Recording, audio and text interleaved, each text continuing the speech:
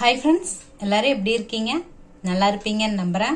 இன்னைக்கு என்ன பதிவு பார்க்க போறோம்னா, யாருக்கு நீ உயர்ந்தவனும் இல்லை தாழ்ந்தவனும் இல்லை அப்படிங்கறத பத்தி தான் பார்க்க போறோம். இது எதுக்காக அப்படின்னா, வாழ்க்கையில இந்த ஒரு உண்மை உங்களுக்கு புரிஞ்சுது அப்படின்னா அனைவரும் சமம் அப்படிங்கிற இந்த ஒரு உண்மை உங்களுக்கு புரிஞ்சுது அப்படின்னா நீங்க மரணத்தை பார்த்து கூட பயப்பட மாட்டீங்க. அதுக்காகத்தாங்க. சரி, நான் ஏன் இப்படி சொல்றேன் அப்படின்னா, இப்போ நான் சின்ன வயசுல இருக்கும்போது கோயிலுக்கு போகும்போது எங்கள் அம்மா கிட்ட ஒரு கேள்வி கேட்பேங்க. இப்போ நாம் அது வேணும் இது வேணும், எனக்கு அது கொடுங்க இது கொடுங்கன்னு சொல்லி நம்ம கடவுள்கிட்ட வேண்டிக்கிறோம். என்னென்னமோ சொல்லி கடவுள்கிட்ட வேண்டிக்கிறோம். இப்போ நம்ம ஒரு கோயிலுக்கு போனோம் அப்படின்னா அங்கே எவ்வளோ பேர் வர்றாங்க. இத்தனை பேர்த்தோட அந்த பேச்சையும் கடவுள் கேட்பாராம்மா அப்படின்னு சொல்லி நான் கேட்பேன். அத்தனை பேர்த்துக்கும் எப்படி கடவுள் இப்போ நம்ம ஒரு வீட்டில் இருக்கிறோம் அப்படின்னா ஒரு 4 பேர்த்துக்கு கூட அவங்களோட தேவைகளையும் சரி, அவங்க கேட்குற கேள்விகளையும் சரி, குழந்தைகளாக இருந்தால் அதுக்கு பதில் சொல்கிறது, அவங்க தேவையை பூர்த்தி பண்ணுறது எவ்வளோ ஒரு சிரமமாக இருக்குது. அப்படி இருக்கிறப்போ இத்தனை பேர்த்துக்கும் எப்படி கடவுள் கேட்குறதெல்லாம் கொடுப்பாரு, இல்லை கொடுக்குறாரோ இல்லையோங்கிறத விட இவங்க சொல்றது எல்லாம் கடவுள் கேட்பாரா அப்படின்னு எனக்கு ஒரு கேள்விங்க. அதை நான் கேட்கும்போது எங்க அம்மா சொல்லுச்சு.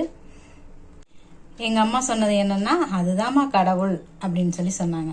இருந்தாலும் எனக்கு கொஞ்சம் புரியல, எப்படி அப்படின்னு. சின்ன வயசுல இருந்தே அது ஒரு கேள்விக்குறியாவே இருந்தது. வளர வளர சரி அப்படிங்கிற அந்த கேள்வியை பத்தியெல்லாம் நான் யோசிக்கல. ஆனா இப்போ அந்த யாருக்கும் அனைவரும் சமம் அப்படிங்கிற ஒரு உண்மை எனக்கு எப்படி புரிஞ்சுது அப்படின்னா, ஓசோ கேள்விப்பட்டிருப்பீங்க. அவரோட புக்கு தாங்க படிச்சிருந்தேன். அவர் புக்கில் நம்மளோட அறிவுக்கு எப்படி சொல்றது, அவர் புக்கு படிக்கும்போது கொஞ்சம் புரியல. ஒரு 2-3 தடவை படிக்கிற மாதிரி தான் இருக்குது. அறிவுக்கு என்னோட அறிவுக்கு அது எட்டாத மாதிரி தாங்க இருந்துச்சு. அதை எனக்கு புரிஞ்ச மாதிரி உங்களுக்கு இந்த விஷயத்த சொல்றேன். அது என்ன அப்படின்னா, இப்போ ஓசோ சொல்றாரு, இப்போ நீங்க எப்பேற்பட்ட தவறு செஞ்சிருந்தாலும் சரி அதிலிருந்து மீண்டு வர முடியும். அதாவது எப்ப செய்யக்கூடாத செயலை செஞ்சிருந்தாலும் சரி, செய்ய வேண்டிய செயலை செய்யாம இருந்தாலும் சரி, அதிலிருந்து உங்களால மீண்டு வர முடியும் அப்படின்னு ஒரு லைன் படிச்சங்க. அது எப்படி அப்படிங்கிறதையும் ஃபுல்லா சொல்லியிருந்தாரு. அதாவது மனுஷன் என்னென்ன தப்பு, ஒரு மனுஷன் இல்லை, நிறைய எல்லாருமே என்னென்ன தப்பு பண்றாங்க அப்படிங்கிறத டீட்டெயிலா சொல்லியிருந்தாரு. மனுஷன் செய்யக்கூடிய எல்லா தவறுகளையுமே சொல்லியிருந்தாரு. நான் நினைச்சிட்டு இருந்தேன், நாம தான் எந்த தப்புமே செய்யறது இல்லையே, அப்படி இருக்கும்போது நம்ம தானே உயர்ந்தவங்க. இப்போ யாராவது தப்பு செஞ்சாங்க, அவங்கள பார்க்கும்போது இவங்க இந்த தப்பு செய்யறாங்க, நாம இது செய்யல, அதனால இவங்கள விட நாம உயர்ந்தவங்க அப்படின்னு தான் நான் நினைச்சிட்டு இருந்தேங்க. ஆனா அந்த அவர் சொன்ன அந்த எப்படி சொல்றது, எப்பேற்பட்ட தவறுல இருந்தாலும் அதுல இருந்து உன்னால மீண்டு வர முடியும் அப்படிங்கிற அந்த ஒரு வார்த்தை இப்போ நாம் ஏதாவது தப்பு செஞ்சுட்டு அதில் நம்ம ஒரு தாழ்வு மனப்பான்மையில் போயோ, இல்லை நம்ம இந்த தப்பு செஞ்சிட்டோமே அப்படின்னு நம்ம யோசிச்சு ஒரு சில சிச்சுவேஷன்ஸ் எல்லாம் பார்த்தீங்கன்னா, இப்போ நடக்கிற இதெல்லாம் பார்த்தீங்கன்னா, இப்போ எப்படி சொல்றது, ஒரு தேர்வில் தோற்று போனால் கூட சூசைட் பண்ணிக்கிறாங்க அப்படிங்கிற மாதிரியெல்லாம் இப்போ சிச்சுவேஷன்லாம் நாம் கேள்விப்படுறோம். அப்படி இருக்கும்போது மறுபடியும் தேர்வு எழுதுறதுக்கு வாய்ப்பு இருக்குது, எழுதி கூட பாஸ் ஆகலாம். இருந்தாலும் அந்த தோல்வியை கூட தாங்கிக்க முடியாம தன்னோட எப்படி சொல்றது, தற்கொலை பண்ணிக்கிற எண்ணத்தை அந்த அளவுக்கு போயிடுறாங்க. அப்படியெல்லாம் அதுவே ஒரு பெரிய தப்புன்னு நினைச்சு தன்னோட உயரை மாற்றிக்கணும் அப்படின்னு சொல்லி நினைக்கிறாங்க. அப்படியெல்லாம் நடக்குது. ஏன் என்னோட எப்படி சொல்றது, என்னோட கூட படித்த பிள்ளைங்களும் சரி, எனக்கு தெரிஞ்சு ஒரு 4-5 பேர் சூசைட் பண்ணியிருக்கிறாங்க. அப்போ இருந்தே எனக்கு ஒரு எண்ணம், இது ஏதாவது எதுக்காகவும் நம்மளோட உயிரை மாற்றிக்கூடாது அப்படின்னு யாரை சொல்லி புரிய வைக்கணும் அப்படின்னு. எதுக்காக நம்ம மாற்றிக்கணும், இந்த உலகத்தில் நம்ம உயிரோடு பிறந்திருக்கிறோம். நம்ம பிறந்திருக்கிறோம் அப்படின்னா நமக்கு உயிர் கொடுத்தது நம்ம கிடையாது, நம்ம பிறந்திருக்கிறோம், அவ்வளோதான். அந்த உயிர் நம்மளே ஏன் மாற்றிக்கணும் அப்படிங்கிற மாதிரி எனக்கு ஒரு கேள்வி இருந்துகிட்டே இருந்துச்சுங்க.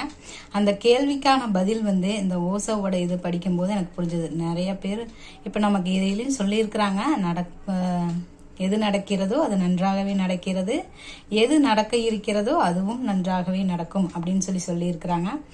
அதையெல்லாம் நான் அப்பப்போ யோசிச்சுக்குவேன். இருந்தாலும் இவர் சொன்ன இந்த விஷயமெல்லாம் பார்க்கும்போது எனக்கு எப்படி சொல்றது, அன்னையிலிருந்து நான் இந்த எப்பேற்பட்ட தவறுலேருந்தும் மீண்டு வர முடியும் அப்படிங்கும்போது இந்த பிரபஞ்சத்துக்கு நீங்கள் ஒரு புள்ளி தான் அப்படின்லாம் சொல்கிறதெல்லாம் நீங்கள் கேள்விப்பட்டிருப்பீங்க. அந்த பிரபஞ்சத்துக்கு நீங்கள் புள்ளி தான் அப்படிங்கிற அர்த்தமெல்லாம் இந்த ஒரு வார்த்தையில் எனக்கு புரிஞ்சுதுங்க. அதாவது மனுஷனாக பிறந்த எல்லாருமே வாழ தகுதியுடையவங்க தான். யாரும் தன்னோட உயிரை மாற்றிக்க வேண்டிய அவசியம் கிடையாது. அதாவது நம்மளோட வாழ்க்கையை நம்ம முழுசாக வாழ்ந்துட்டு போகக்கூடிய ஆற்றலும் திறமையும் எல்லாமே நம்மக்கிட்ட இருக்குது. அது நாம் மனம் இருந்தால் மார்க்கம் உண்டு அப்படின்னு கூட சொல்லுவாங்க. நம்ம மனசு வச்சோம் அப்படின்னா எப்பேற்பட்ட தவறுல இருந்து கூட மீண்டு வந்து நம்மளோட வாழ்க்கையை முழுசாக வாழ முடியும் அப்படிங்கிறது தாங்க அந்த ஓசோவோட இதில் நான் படித்து புரிஞ்சுக்கிட்டது. நான் சொன்னது உங்களுக்கு ஏற்றுக்கக்கூடியதா இருக்குதா என்னங்கிறத கண்டிப்பாக கமெண்டில் சொல்லுங்கள். இன்னொரு உதாரணம் கூட பாருங்களேன். இப்போ வந்து மரம் வந்து வாழை மரம்னு வச்சுக்கோங்க, வாழைப்பழம் கொடுக்குது. அது வந்து நல்லவங்களுக்கு தான் நான் கொடுப்பேன், கெட்டவங்களுக்கு நான் கொடுக்க மாட்டேன் அப்படின்னலாம் சொல்கிறது இல்லை. அதோட வேலை என்னமோ அதை அது செய்யுது. அதோட வேலை உயிர்களுக்கு அது பழத்தை கொடுக்கணும் அப்படிங்கிறது. இன்னொரு உதாரணம் என்ன அப்படின்னு பார்த்தீங்கன்னா, இப்போ நம்ம திருவள்ளுவரே கூட சொல்லியிருக்கிறாரு. என்ன சொல்லியிருக்கிறாரு? அகழ்வாரை தாங்கும் நிலம் போல. அதாவது இந்த நிலம் வந்து தப்பு செய்கிறவங்களையும் தாங்கிக்குது, நடந்து போக விட்டுருது. அதே மாதிரி நல்லவங்களையும் நடந்து போக, அதாவது அந்த அளவுக்கு அது வந்து பொறுமையாக இருக்குது, ஏற்றுக்குது அப்படின்னு சொல்லியிருப்பாரு. அகழ்வாரை தாங்கும் நிலம் போல அப்படின்னு சொல்லி. அதெல்லாம் இப்போதாங்க எனக்கு கொஞ்சம் புரிஞ்சுது. எனக்கு புரிஞ்சதை நான் சொல்லும்போது அது யாராவது ஒருத்தருக்காவது யூஸ் ஆகும் அப்படிங்கிறதுக்காகத்தாங்க இதை சொல்லிட்டு இருக்கிறேன். இன்னொரு உதாரணம் கூட சொல்கிறேன் பாருங்களேன். இது கொஞ்சம் ஈஸியாக புரிஞ்சுக்கிற மாதிரி இருக்கும் அப்படின்னு நினைக்கிறேன்.